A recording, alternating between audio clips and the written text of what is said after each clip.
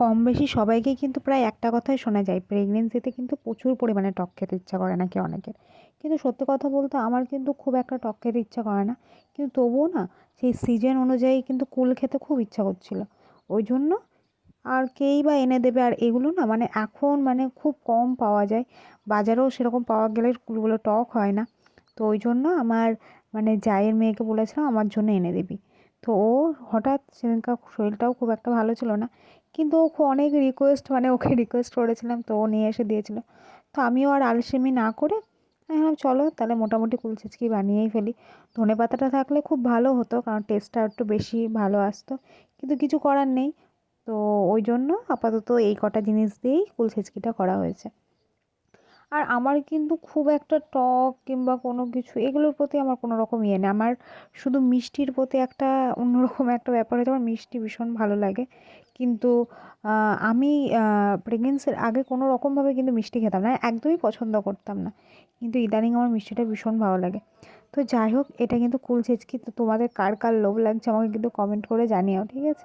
তো বেশি কিছু দিইনি, তো দেখলেই সর্ষে, কাঁচা লঙ্কা আর হচ্ছে একটু লবণটা বেটে নিয়েছি, আর হচ্ছে একটু চিনি দিয়েছি আর লেবুর পাতা দিয়েছি।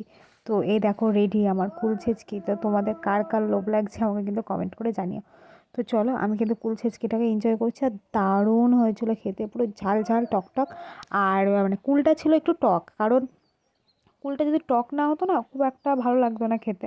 তো যাই হোক, খেতে ভীষণ ভালো হয়েছিল। আর ওরকম আমি পাশ থেকে বলছিলাম যে তুই খা, তুই এনে দিলে তুই খাবি না?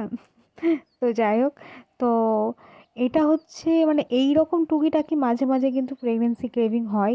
তো সেটা কিন্তু খাওয়াটা উচিত। কারণ এখন নাকি সবাই বলে যে প্রেগনেন্সির সময়ে তোমার যা যা খেতে ইচ্ছা করে সব কিছু খাওয়া উচিত। আর যদি না খায় তাহলে নাকি বেবির মুখ দিয়ে লাল পড়বে। তো যাই হোক, এরকম একটা কথা। তো আমি এবার কুল ছেঁচকিটাকে এনজয় করতে থাকি। আর তোমাদের ভিডিওটা কেমন লাগলো আমাকে কিন্তু কমেন্ট করে জানিও। আর এরকম ভিডিও দেখতে চাইলে কিন্তু সেটাও আমাকে কমেন্ট করে জানিও। তো চলো, আজকের মতো ভিডিওটা তো এখানেই স্টপ করছি, আবার দেখাবে নেক্সট কোনো ভিডিওর মাধ্যমে। আর খুব তাড়াতাড়ি আমি খুব মানে তোমাদের অনেক রকম কোশ্চেনের অ্যান্সারও দেবো, প্লাস তোমার হচ্ছে অনেক রকম ভিডিও দেবো। তো চলো, আজকের মতো টাটা, আবার দেখাবে নেক্সট কোনো ভিডিওর মাধ্যমে।